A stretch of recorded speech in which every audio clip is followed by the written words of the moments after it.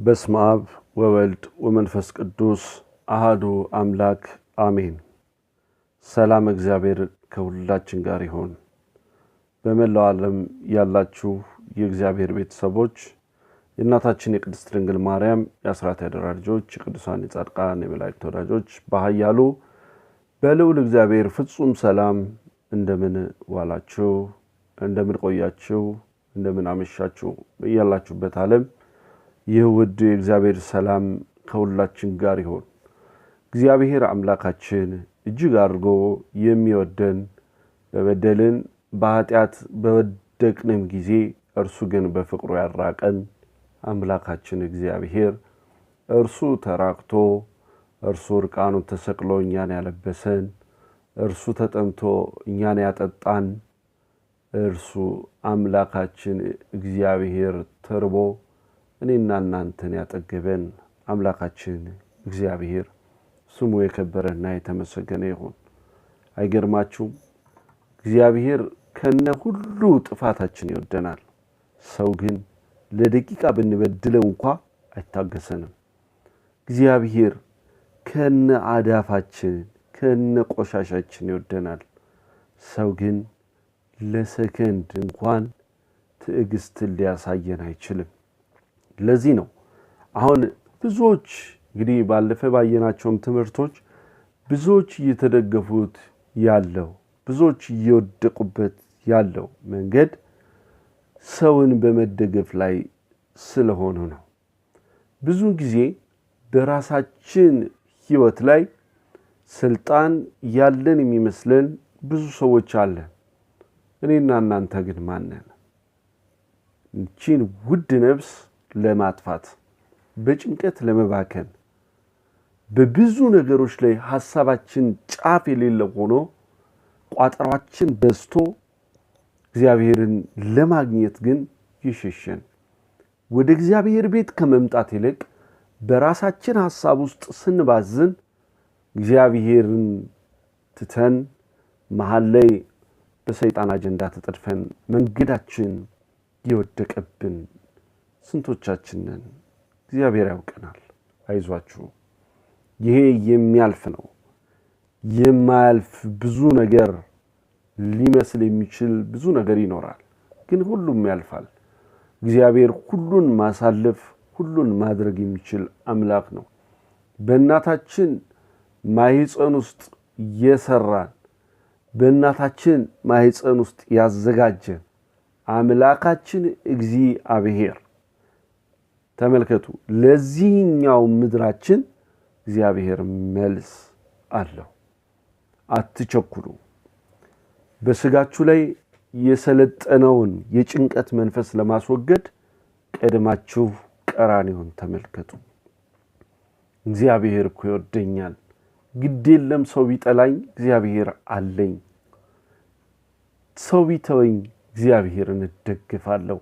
የምተማመንበት የማይሰበር አምላኬ እግዚአብሔር አለ፣ ሰውን አልደገፍም ብለን በአምላካችን በእግዚአብሔር ላይ ፍጹም ልንታመን ይገባል። ይህንን ስናደርግ ያለ ጥርጥር ዛሬ የማያልፉ የመሰሉን ነገሮች ሁሉ ያልፋሉ። ስለምን በጣም ብዙ ሰዎች ራሳቸውን ያጠፋሉ?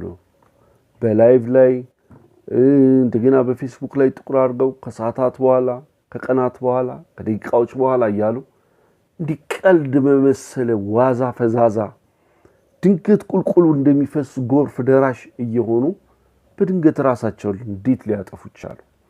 ይህች ነፍስ ከኛ አይደለችም። ረቂቅ እግዚአብሔር የሚወዳት እግዚአብሔር የሆነች ናት። ይህ መልክ ከኛ አይደለም፣ የእግዚአብሔር ነው።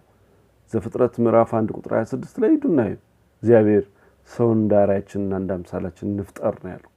የእግዚአብሔር የሆነን መልክ ለማጥፋት የእግዚአብሔር የሆነን ነፍስ ለመውሰድ እኛ ስልጣኑ አለን እንዴ? የለንም እኮ። በዚህች ምድር ላይ ብዙ ነገሮችን አድርገን መኖር እንችላለን። ሀብት ማካበት፣ በኑሮ ከፍ ያለ ደረጃ ላይ መኖር፣ መማር፣ መለወጥ፣ የሊና ልዕቀት ላይ ከፍ ያለ ደረጃ ላይ መድረስ እንችላለን። ግን የማንችለው ነገር አለ። ይሄም የእግዚአብሔር የሆነውን ነፍስ ማጥፋት ነው። ተመልከቱ። አንዳንድ የሚያሰሙን ስሜቶች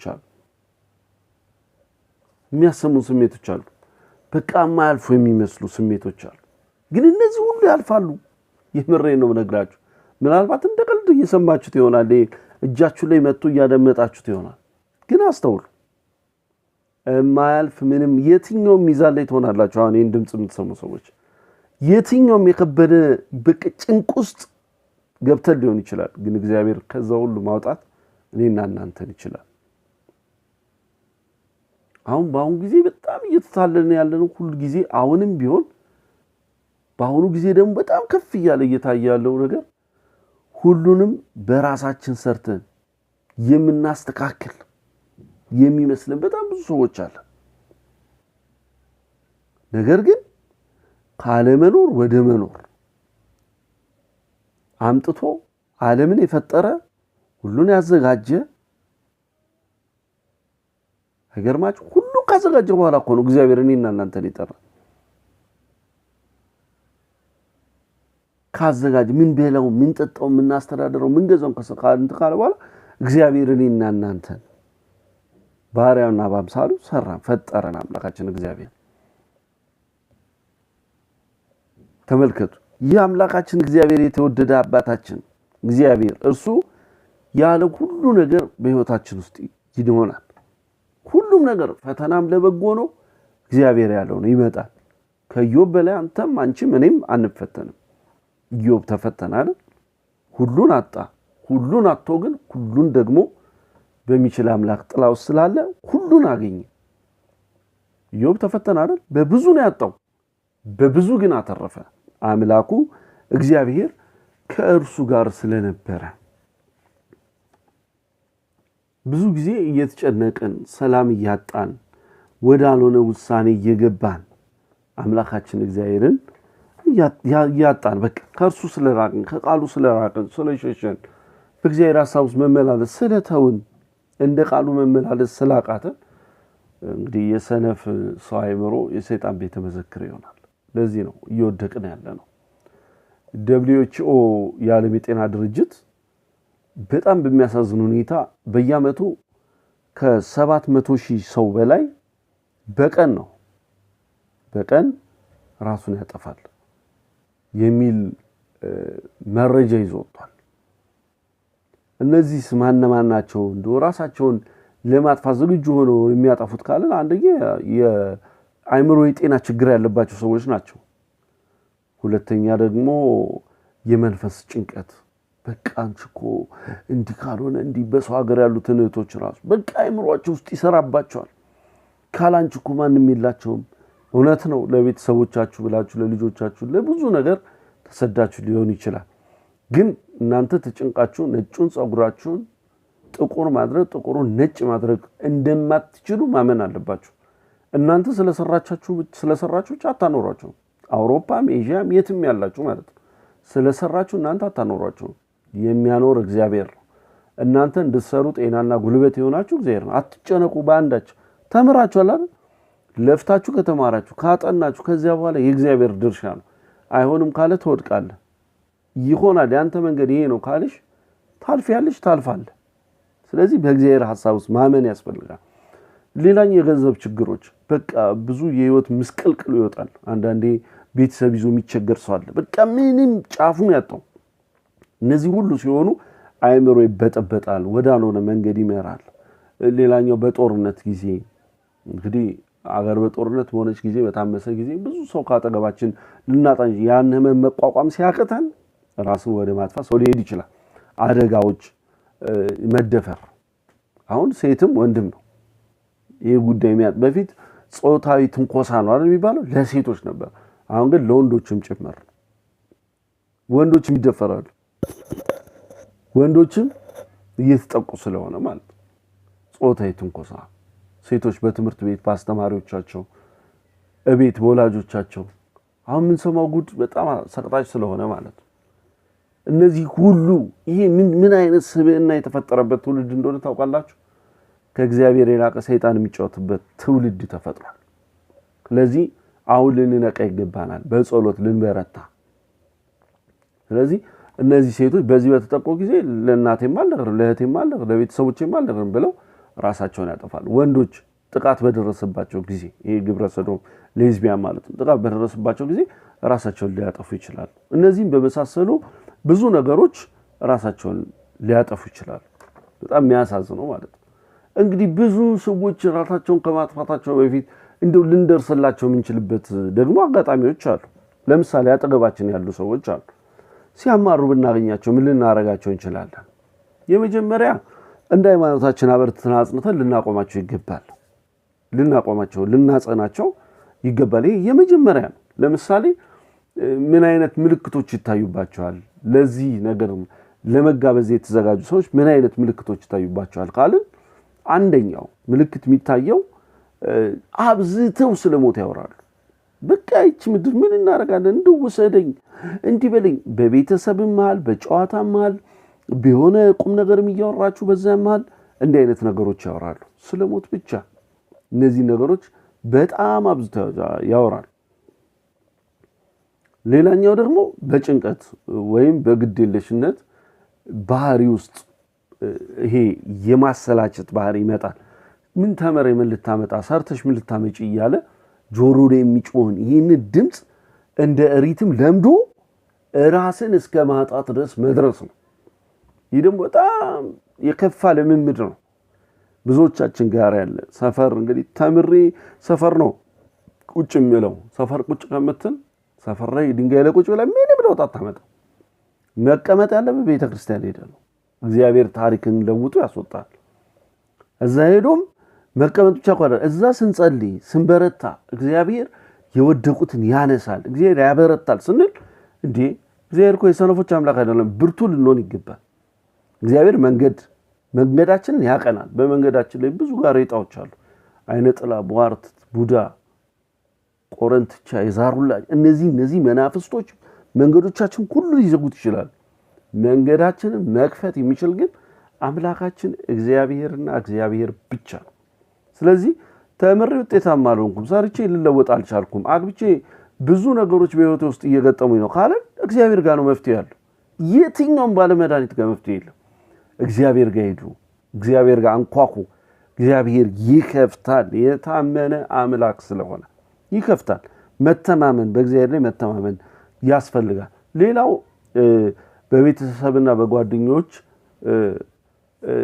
የሚደርስ ጫና አለ ለምሳሌ ተማሪ ትምህርትሽ እንዲካልሆነ ያለን ልጆቹን በጣም መጫኑ ወዳልሆነ መንገድ ሊመራቸው ይችላል ለምሳሌ ትምህርት የማይገባው ልጅ አለ ፈጽሞ ትምህርት የማይገባው ልጅ አለ እየደበደብን እንዲገባው እናደርግም አንችልም አቅም የለም ግን በጥበብና በማስተዋል ግድ የለም አልሆነልህም አይደል ቆይ እንዲሆናል ይያልን በጥበብ ልጆቹን ማስጨነቅ አይገባም ምክንያቱም ጊዜያችንን ልናይ ይገባል አሁን ያለንበት ነባራዊ ሁኔታ ምንድነው ልንቃጅ ይገባል እነዚህን ካላደረገን ልጆቻችንን እናጣቸዋለን ወደ ሱስ እንገፋቸዋለን ከሱስ በኋላ የማይወጡት አዘቅጡት ይወጣሉ ከዛ በኋላ እያደገ ይሄዳል ማለት ነው እንግዲህ ከዛ መጠን ምንድነው ካልን ደግሞ ራስን ይሄ ማህበራዊ አገልግሎት ላይ ከቤተሰብ ጋር ራስን ማግለል ይመጣል ቤተሰብ ሲሰበሰብ እሱ ወይ እሷ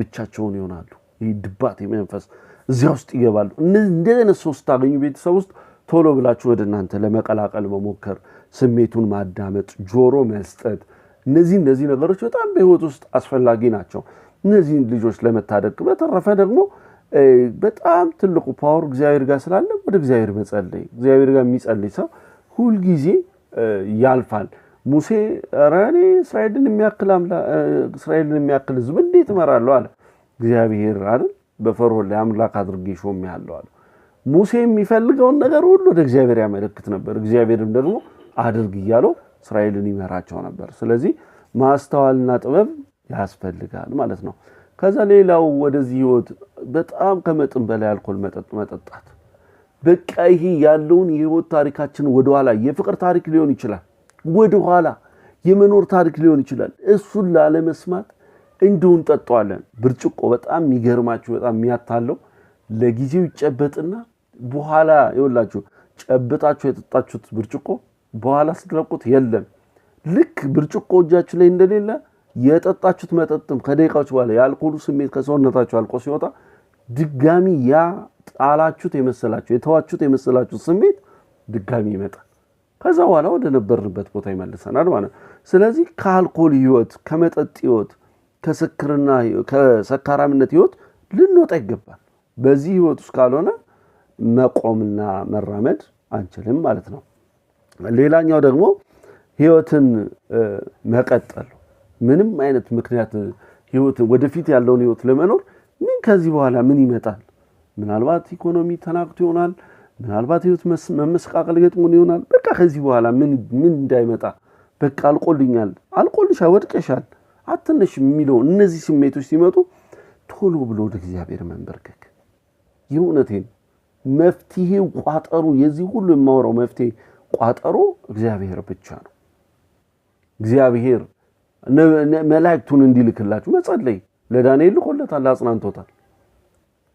በለዓም ለክፋት ሲሄድ ለመርገም ሲሄድ እግዚአብሔር የበለዓምን አህያ የሰው ልሳን አውጥታ እንድትናገር አድርጓታል፣ ገስጾታል። የዓለምን ጦም የሆነውን ቃል ደስ የሚያሰኘውን ቃል ዓለም የሚያርፍበትን ቃል እንዲናገር ቅዱስ ገብርኤልን ልኮታል። ሲራክ ሚስራቅ አናንያ አዛርያ ሚሳኤልን ከእሳት እንዲያድን ቅዱስ ገብርኤልን ልኮታል። ሕዝበ እስራኤልን በጥላ እንዲመራ ቅዱስ ሚካኤልን ልኮታል። መላእክት ይህን ያህል ይረዳሉ። እግዚአብሔር ወደኛ ህይወት እንዲልካቸው ልንጸልይ ይገባል። ከዚህ ህይወት እንዲያወጡ ይችላል እግዚአብሔር። የሱ ተላላኪዎች ስለሆኑ ማለት ነው። ወደ እግዚአብሔር መጸለይ። በቂ እንቅልፍ የማጣት ችግር ያለበት ሰው እማይተኛ ለሊቱ ሙሉ እማይተኛ ሰው ካለ ይሄ ሰው ድባቴ ውስጥ ይወድቃል።